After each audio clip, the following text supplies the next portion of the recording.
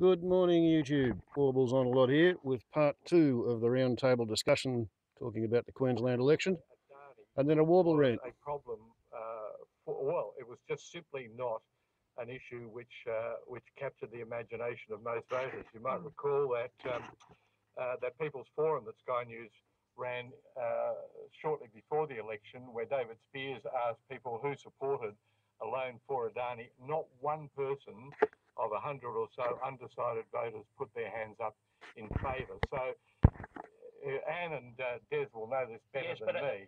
Yeah. But the point of this was that what plays in southeast Queensland doesn't necessarily play anywhere else.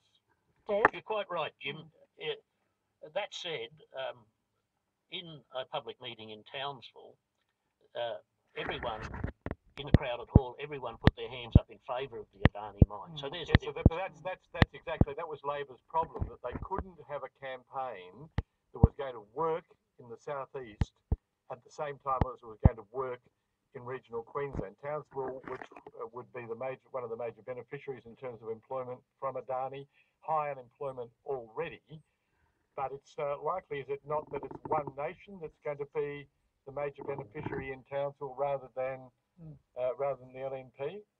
Now, Anastasia Palaszczuk had ruled out deals with One Nation, but she was very silent about working with the Qatar party. And what do you think if push comes to shove and she does have to do deals? And you mentioned the Greens a little earlier on, I think. Yeah. But what do you think that sort of coalition would look like, that partnership would look like? Well, I don't know that it would have to be a coalition. So Anastasia Palaszczuk has governed for the last 2 3/4 years with the support of the Qatar boys, as we call them, and the independent Peter Wellington. So she needs to get to 47, and then she needs to be able to guarantee confidence and supply. If she can't get to 47, she needs to be able to guarantee confidence and supply. So that's all she needs to do now. She will, and I'm sure that the journos will be trawling through her comments during the campaign about doing deals. She doesn't need to form a coalition anyway. She merely needs to be able to command a majority on the floor of the parliament. It's interesting, though. ABC analyst Anthony Green says that he's not confident at all that she will win a majority. Des, what sort of a partnership do you think, if Labor push comes to shove, if Labor had to have a partnership with Greens, what do you think that would look like, particularly given the Adani mine issue? This is the great unknown. I think she is on the record, by the way, as saying she won't do a deal. She is, absolutely. With the Qatar boys too, with Shane Knuth and Robbie Qatar. But that's not to say who were very responsible in the last parliament, by the way. Or maybe. I thought. That's not to say they won't. That's not to say they won't come to some arrangements. And so they had a 10-point plan last time, didn't they? I mean, Knuth's already running around. He was in Dalrymple. The seat is now called Hill and has changed a little. He's running around saying he's already got $150 million out of them, and they will virtually give them anything they want. You want a new road, new bridge? Yep, it's all yours, as long as you vote for us on allowing the unions to go back into the work sites and stand over the builders. That's all right. It's interesting too that Anthony Green, the ABC election analyst, has said that there's a very high probability that Labor won't get to 47 and they're going to fall short, but there's no clear alternative government. In such a circumstance, the government cannot resign. So it looks like Anastasia Palaszczuk may just have to stay on as well. I want to broaden out the conversation and talk about the federal implications here. Jim, what do you think this, it's an election that happened in Queensland, but how do you think, what are the ramifications nationally? Quite serious, and in particular for the coalition. The fact that Malcolm Turnbull could not campaign in the election was only visible introducing Tim Nicholls at his campaign launch a week out from the election suggests that, as some Labor people put it very bluntly, that he's toxic north of the Tweed. That's a problem. One Nation is a problem on a couple of fronts. Number one, for the second time we've seen Western Australia, now Queensland, that the coalition doing preference deals with One Nation does not work. I think there's also the question of this 14% support, however, for Pauline Hanson means she's going to be a thorn in the coalition's side, both in terms of prospects in the Senate at the next election. but also bleeding votes away from the coalition in Queensland. But then there's also the other issues as well that really were noise in the campaign that was very difficult made it much more difficult for Tim Nichols. Questions about the banks, the cabinet leaks, the Bennelong confusion, citizenship more generally. And then another point I'd also make is that the quality of the LNP campaign by comparison with the quality of the Labor campaign during the 4 weeks, this has implications too federally, because it suggests that the LNP in Queensland is not as well organised to run election campaigns as Labor is. So on a number of fronts, it does have implications in a big state, which the coalition generally relies on to win elections. This has been very bad federally, I think. It certainly does seem that way. Des, would you agree? I agree, and I think before sundown, people will start saying the LNP in Queensland performed badly because of Turnbull's unpopularity. It will become as bald as that. I think there was a 7.5% swing against the LNP. Now, if you extrapolated that to the federal scene here, Anne might know more, but I think that's about 10 federal seats lost. Yeah, potentially. And of course, those seats are people like Peter Dutton. Yes, who's sitting on 2% out there in the seat of Dixon. And, Luke Howarth and Petrie and Brett Van Mennen and Ford. You know, very popular people there, but they would be gone if a swing like this was on. Absolutely, it'd be gone. Now, of course, Tony Abbott couldn't campaign here in 2015 either. No, actually, so these things are not new, I suppose, is the point that I would make. Wasn't it interesting that we didn't see anything of Bill Shorten here either, because that's an interesting point too, Des. He was there he went to Bundaberg, Brisbane, I can't remember one other place, and he was there overnight. I think it was a whistle stop. Sure, and then he left. But Tanya Plibersek was here. There's a bunch of them. He's not popular in Queensland either. No, sneakily, that's worth noting. Sneakily, on his previous trip to Queensland, he went up and visited the striking CFMEU miners at Oakey Creek. You're very worried about this, Des. He didn't tell the media about it. He snuck in there and kind of gave them a big jolly up, and then went away. I wouldn't say anything about it. I'm sure he was quite conspicuous in his bus or whatever he was. Of course, they fund the Labor Party. And we're just coming up to time, but I just want to get your views about how this actually impacts federally. Well, look, I think it is clearly a disaster for the LNP federally, and I think as Des says, there's a bunch of people who probably would be pretty popular in their own right, in their own seats, and Bert Van Mennen, I know, is holding that seat quite narrowly, but it's a very popular, hardworking local member. So I think they'll be very concerned about that. Matt Canavan has played quite a significant role in this campaign after sort of surviving the Section 44 issue. I think this is going to empower the Conservatives, if anything. And they're obviously flexing their muscle, so I think it's a big issue. Right, and it's great getting your insight. Anne Tiernan, Des Houghton, and Jim Middleton, my guests at the Sunday Roundtable. They're talking about the Queensland elections, which at this moment there is no clear majority. Neither of the main parties have any clear majority at the moment. Thank you for your company here on Sunday Extra. We hope you enjoy the rest of the day and your week as well. Coming up on our end.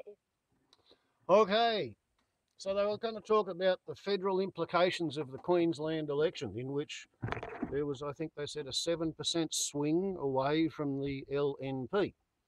And they talked about how neither Mal Gollum, turning bull, could go up there and campaign because he would have been led in the saddlebags for the LNP because he's so horribly unpopular up there. And they talked about how Bill Shorten didn't go and campaign there either, apart from a couple of quick visits, which, Bill Shorten making a couple of quick visits is apparently equal to Malcolm Turnbull making no visits. And they talked about the federal implications and 10 lost seats and all the rest of it. They didn't mention that a federal National Party candidate in a federal election, which is scheduled for next Saturday, the 2nd of December, here in New England, Barneybaby Joyce, he actually went to Queensland on Wednesday, I think, might have been Thursday, to campaign for the LNP because he's feeling so safe in his own local seat that he doesn't think he needs to campaign here. He's not attending any public meetings. Tuesday, he flew down to Canberra to go and attend a black tie dinner for the spontaneously recently created Australian Farming and Related Industries Association inaugural awards night, where there was apparently a table full of tambourines so that the some assembled dignitaries could play along in time to the music. This was all put together by Hancock Mining, funded by Hancock Mining. It's managed to incorporate the National Farmers Federation, which caused a grassroots revolt because it also incorporated Coles and Woolworths, who are the two companies that are having an argument over the price of milk, which has put 2/3 or 3/4 of the dairy industry out of business. So at grassroots level, it offended everybody in the National Party, and they just couldn't see the point of having this thing. Nobody else had heard of it until Barneybaby Joyce, in his black tie suit, was called up onto the podium to accept the first inaugural prize for Australia's agro-cultist and farmer and assorted industrian of the year, a $40,000 cheque, a great big, fake cheque, the sort of thing that they give away on game shows, 2 metres by half a metre. And he actually went up there and he accepted it because he's too stupid to think it through. Oh, doop-de-doop-de-doo, I'll be able to do lots of stuff on the farm with this, says Barneybaby, accepting the cheque from Gina Rinehart, who, in the last election, when he stood, although he wasn't eligible because he was a dual national citizen, which is why he's standing again now, Gina Farts Rhinestones gave him $50,000 as a personal donation towards his re-election. This time, she invented a whole new association and award ceremony in order to give him $40,000 in the full view of publicity, and he was stupid enough to accept it. By the time he woke up in the morning to the howls of alarm from everybody concerned, he decided, oh no, I'll have to give that to charity. Bummer, I can't buy myself a new quad bike. Then, by lunchtime, he'd realised, oh dear, I better write to Gina Farts Rhinestones and tell her that I can't keep any of the money for any reason at all whatsoever, because everybody and their dog and their pet koala seems to think that it smacks of bribery and corruption. Why would they think that? Why would they think that? Barnaby bloody Joyce, what an idiot. He's, as I explained in previous videos, he's too scared to attend any public meetings here in the electorate of New England, because if there's a public meeting, then people like me might show up and ask him all sorts of questions regarding his family values and how he's getting on with his missus and what's happened to the girlfriend in Canberra. And I don't think he'd like to answer those questions. Not Barney. He's gone to ground. He's running dead, as they say. He feels he's got such a thumping majority of welded-on National Party supporters that he doesn't need to campaign. He's going to prove the idea that you could literally run a dead drover's dog in the seat of New England for the National Party, and in the absence of some charismatic individual like Tony Windsor, the drover's dog will win. Even if it is a crossbreed.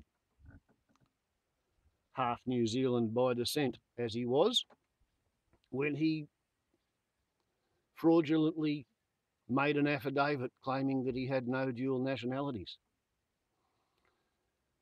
And he's been in receipt of a Commonwealth pension from the time, Commonwealth salary from the time he first got elected as a senator in Queensland, when he was living up in St George, where he had a sheep farm, or has a sheep farm, until he got busted for being a dual Kiwi, which was a week after he said, oh, but ignorance of the law is no excuse for breaking the law, when Larissa Waters got busted for being a secret Canadian.